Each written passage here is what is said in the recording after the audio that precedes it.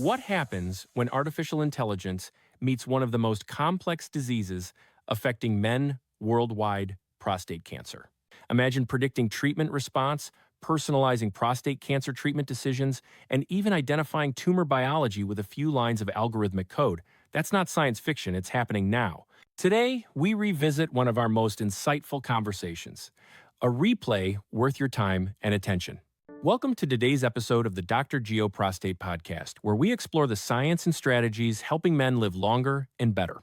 Today's discussion is an update-relevant replay on AI in prostate cancer featuring Dr. Daniel Spratt, one of the world's foremost authorities on radiation, oncology, and prostate cancer innovation.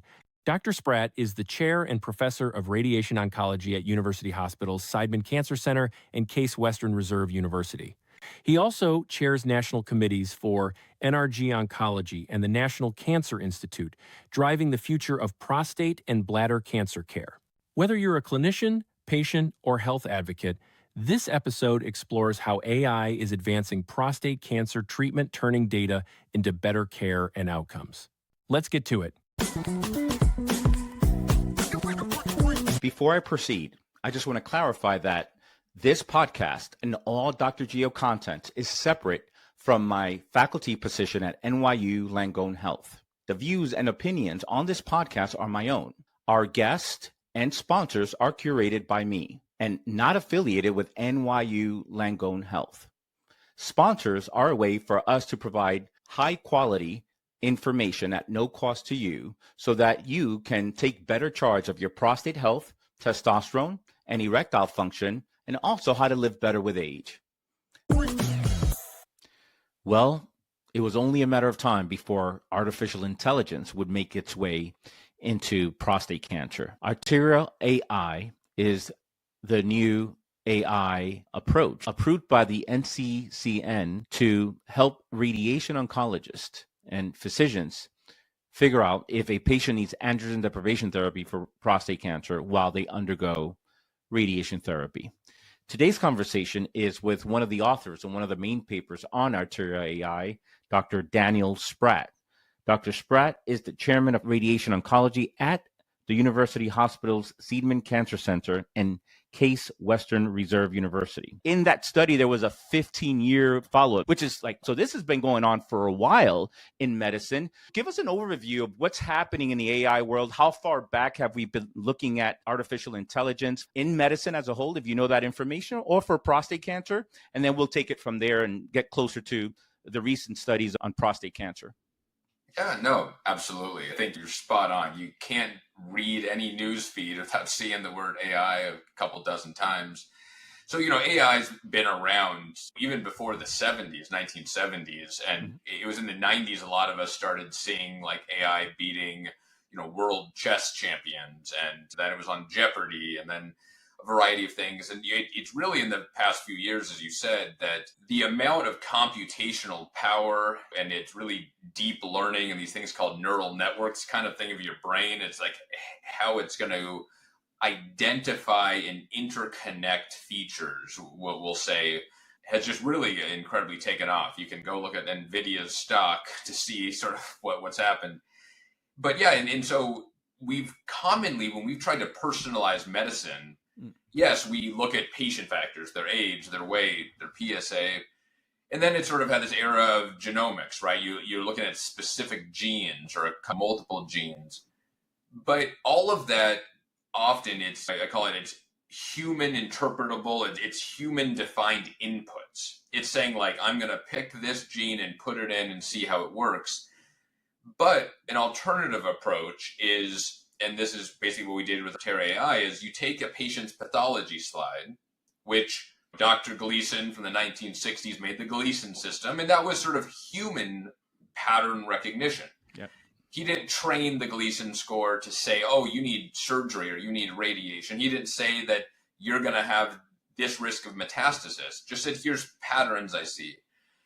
But if you can get really good quality data and a lot of it, you can say, what are all these features on this slide, pathology slide? Some we can readily identify, some we can't. And train it to effectively say, okay, which men are going to have more aggressive or less aggressive disease, as well as which men in this specific case to develop what we call a predictive biomarker, which ones benefit from hormone therapy and which ones do not.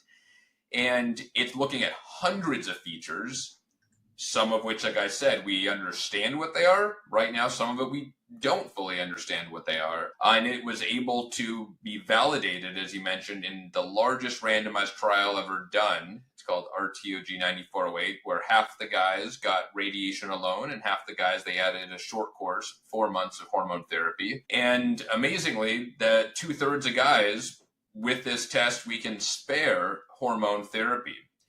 So it's really exciting because myself and many, many others have worked for years, for decades, to try to identify how to best predict who needs hormone therapy.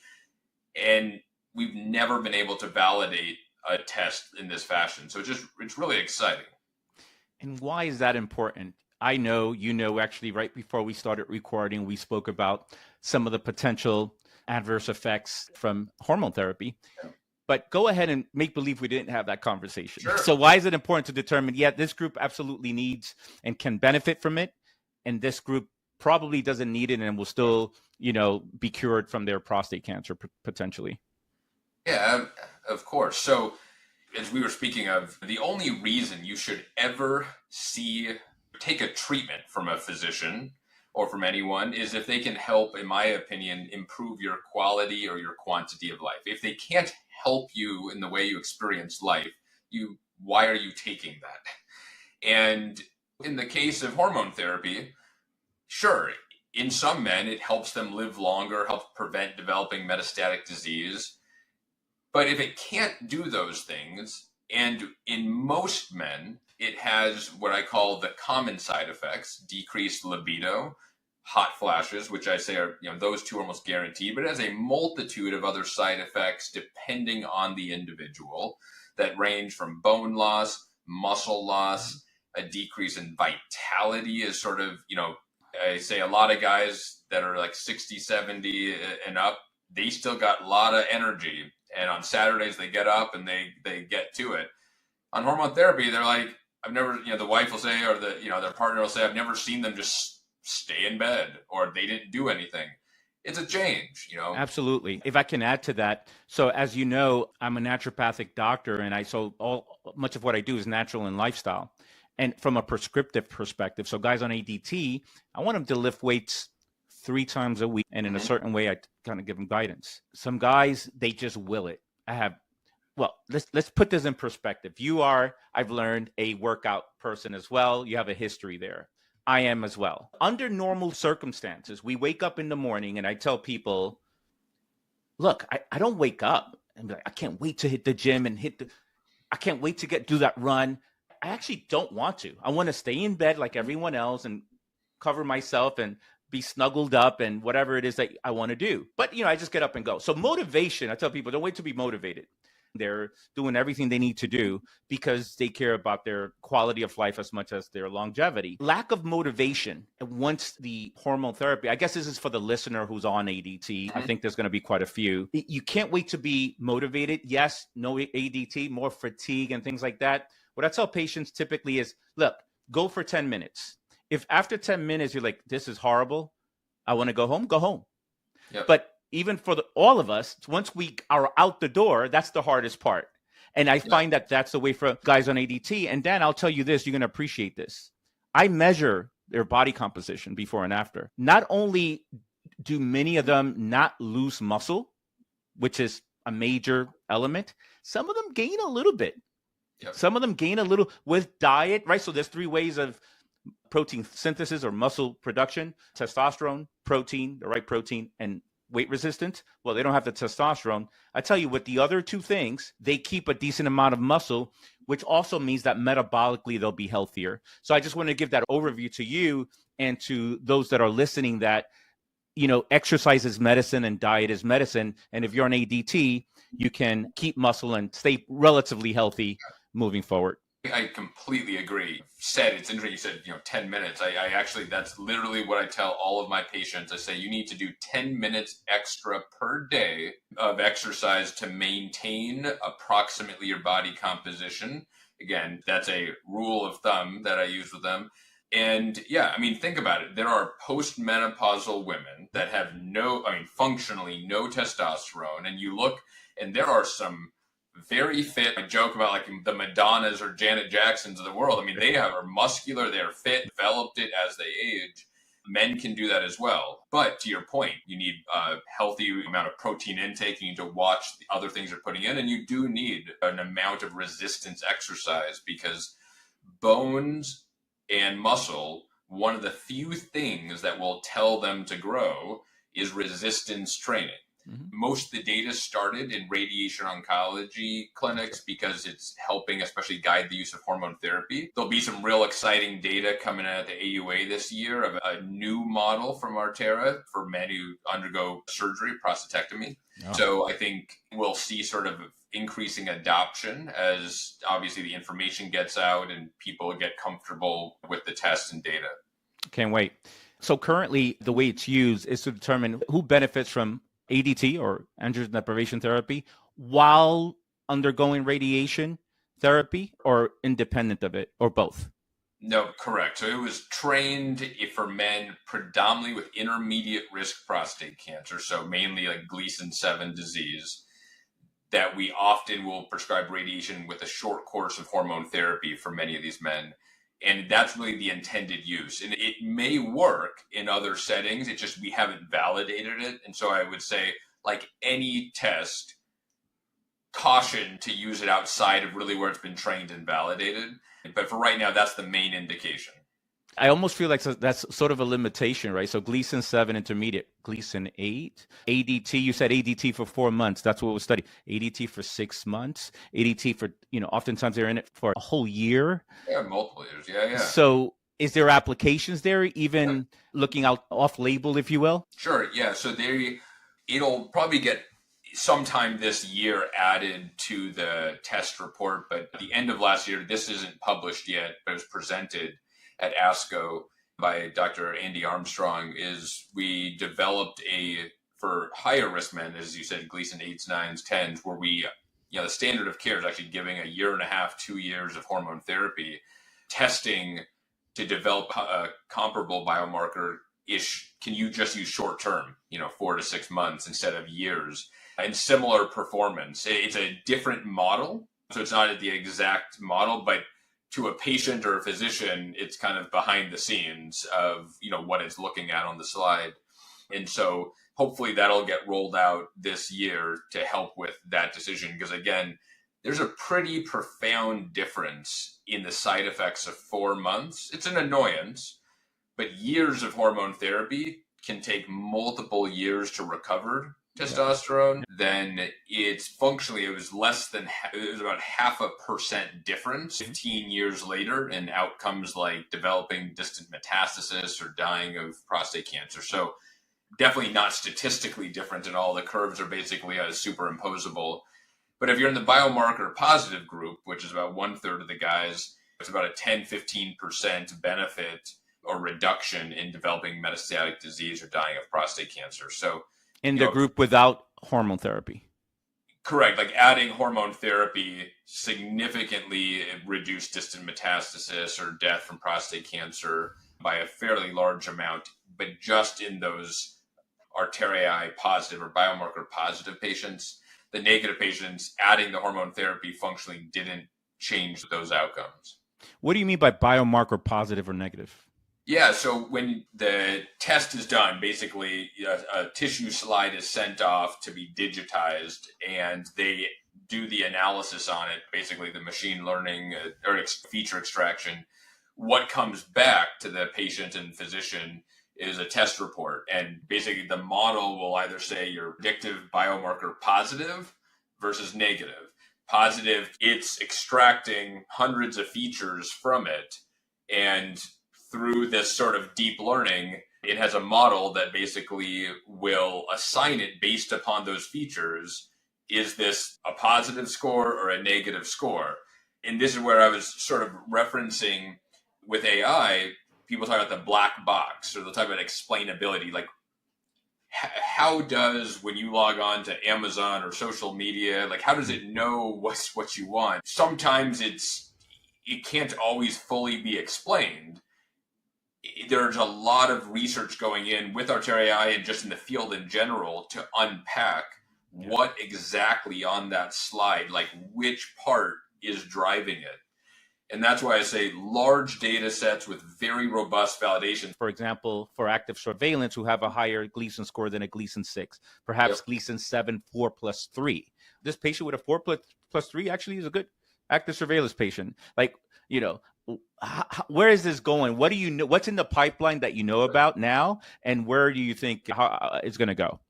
Yeah. So I think that it is almost unstoppable at this point. And, so companies like Epic, I don't know if NYU's on Epic. Epic, so, Epic's the lion's share of EMRs. They've partnered very closely with Microsoft, which makes OpenAI, which makes ChatGPT. And I think that the amount of data that they have in something called the Cosmos is hundreds and hundreds of millions of lives, unbelievable amount of detail and data that we hopefully will be not simply focusing on the Gleason scores or PSAs or pathology slides. And as you and I have talked, I think equally important is patients' overall health status, their other labs. I mean, I've never seen a nomogram that takes someone's hemoglobin, testosterone levels, if they're married, if they're sexually active, into a quantitative decision. Good docs will say, like, yes, we talk about, but that to me should go in that if you have a guy who's been on testosterone replacement therapy and is clinically depressed not being on it, and he has basically borderline indication for ADT, I would hope with AI that you'll be able to have something that says, caution with using ADT would be the answer. Prolon is the only nutrition program patented to support longevity, health span, and protect lean body mass through cellular rejuvenation. This 5-day fasting-mimicking diet keeps your body in a fasting state while allowing you to eat nourishing foods. Over 5 days, your body is rejuvenated at the cellular level, supporting fat loss with muscle protection, boosting energy and mental clarity, and giving you a complete body reset. Your kit includes everything you need for the full 5-day transformation. Click the link in the description to learn more and see our partner pricing. Right, so Correct. And I think one of the things that I speak a lot about is it's failure. We talk about active surveillance. People are like, oh, my patient has so much anxiety. They see their PSA rising. And I say that's a failure on the clinician. It is our job to make sure they know that our treatment will harm them more than help them. And whenever you frame it like that, I have never had a patient that is like, treat me, doc, you're going to hurt me more than help me. And that's on us. And I don't accept the excuse that PSA has to trigger an intervention. If it's going to help the patient, then yes. But anxiety is usually because there's a lack of understanding or they're fearful. And that is our job to tell them if it is something that we need to intervene on or not. And not all PSA rises need to be intervened on. Sometimes they absolutely do. It can be life-threatening. So it is definitely not always. Yeah, I tell people, look, I'm interested in your PSA, and certainly I know from a psychological perspective we can lower it. For example, Dan, I see a lot of patients with a recurrence after treatment, and what I attempt to do in that scenario is, how long can we keep you before you have to go to the next thing?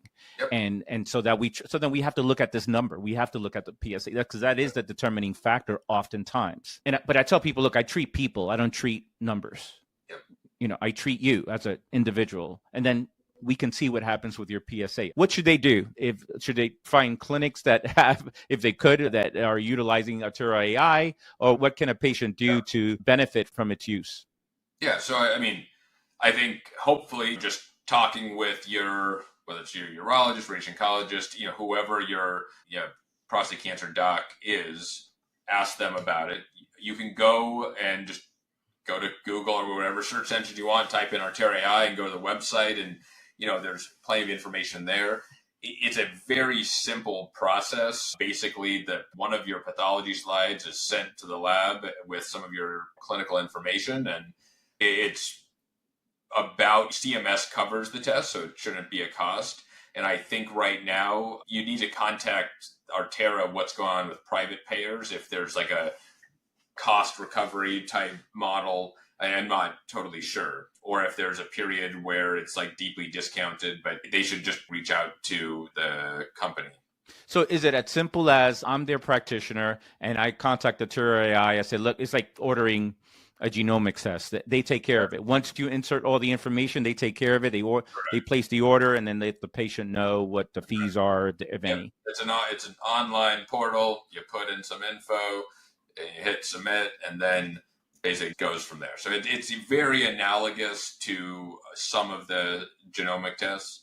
It ends up being faster just because you don't have to do the complex genomic extracting of the RNA and everything, but it's very similar. And instead of you only send a slide, then usually you have multiple unstained slides and tissue blocks. So you could probably go online and look up UH Seidman Cancer Center and get an appointment. Happy to answer questions. I really appreciate being on. I think this is fantastic what you're doing. I think it's really important for men and other listeners to be hearing. Hey, thank you so much, Dan. Hey, everyone. Thank you so much for listening to yet another amazing podcast episode with one of the experts on ArteraAI and artificial intelligence and how do we utilize it for prostate cancer specifically.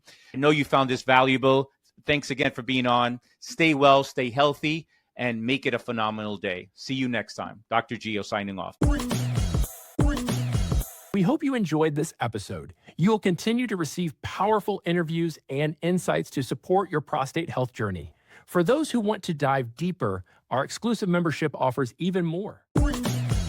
If you love what you heard today, you can help by leaving a 5-star review of the podcast on Apple and Spotify, as each review helps us reach more men who are serious about improving their urological health and how to function better with age. And for the latest research and actionable takeaways in the world of men's health and integrative urology, sign up for my newsletter at drgio.com. I'll see you next time.